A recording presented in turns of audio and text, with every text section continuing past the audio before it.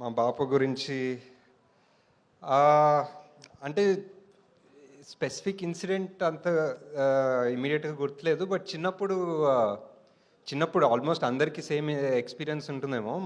ఏదన్నా అడిగితే లేకపోతే ఏదన్నా చెప్తే మా నాన్న ఒక చిన్న ఊరు నుంచి నాగర్ కర్నూల్ దగ్గర ఐతోల్ అని. సో, ఎప్పుడు చెప్పేవాళ్ళు స్కూల్‌కెళ్ళడానికి నేను ఒక 14 కిలోమీటర్లు నడిచేవాడినిరా, నడిచొచ్చేవాడిని.